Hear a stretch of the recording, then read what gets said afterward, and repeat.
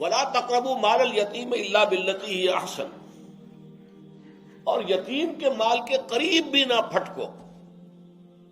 اب ظاہر بات ہے کہ یتیم ہو گیا ہے کوئی بچہ، آپ کا ہی بڑا بھائی فرض کیجئے فوت ہو گیا، چھوٹا بچہ وہ چھوڑ کر گیا ہے، لیکن اس کا مال بھی ہے، آپ اس کے اب گویا کہ ولی ہیں اور وہ آپ کے زیر کفالت ہے، اس کا مال جو ہے اس کو ہاتھ نہ لگانا، اس میں کہیں تصرف کرنا، اسے اپنے لیے مباح جان لینا۔ اس کے تفصیلی احکام بعد میں مدنی صورتوں میں آئے ہیں کہ اگر کوئی یتیم کا جو ولی ہے وہ چونکہ خود مفلس ہے، قلاش ہے، تو وہ یتیم کے مال میں سے کچھ کھا سکتا ہے،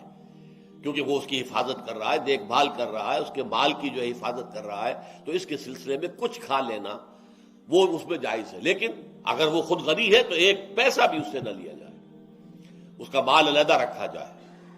اختلاط نہ ہو، یہ نہ ہو کہ آپس میں مال جمع کر کے اور پھر ہیلے بہانے سے وہ مال ہڑپ کر لیا جائے۔ تو اس میں بھی شدت جو ہے پیدا کرنے کے لیے لفظ تقربو، ولا تقربو مال الیتیم، دور رہو، یتیم کے مال سے دور رہو، ایٹ اے سیف ڈسٹینس۔ ولا تقربوا مال الیتیم الا باللتی احسن، ہاں بہترین طریقے سے، یعنی اس کے مال کی حفاظت، اس کے مال کی بڑھوتری۔ فرض کیجئے کہ باپ جو ہے وہ 50-60 بھیڑوں بکریوں کا غلہ چھوڑ گیا ہے، تو اس غلے کی پرورش کرنا، وہ آگے بڑھے تو جتنا بھی بڑھے گا وہ یتیم ہی کا مال ہوگا، تمہارا نہیں ہوگا۔ تو اس اعتبار سے بہترین انداز میں حتی یبلغ اشدہ، یہاں تک کہ وہ یتیم جو ہے وہ اپنی شدت کو پہنچ جائے، قوت کو پہنچ جائے، جوان ہو جائے، بالغ ہو جائے، عاقل ہو جائے۔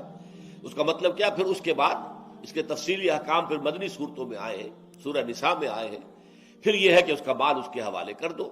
اور اس پر گواہ بھی بنا لو کہ دیکھو بھائی آج کے بعد میں بری ہو گیا، یہ یتیم تھا، اس کا یہ مال تھا جو میری تحویل میں تھا، آج میں نے یہ سارا مال اس کے حوالے کر دیا ہے، اس پر گواہی ہو جائے۔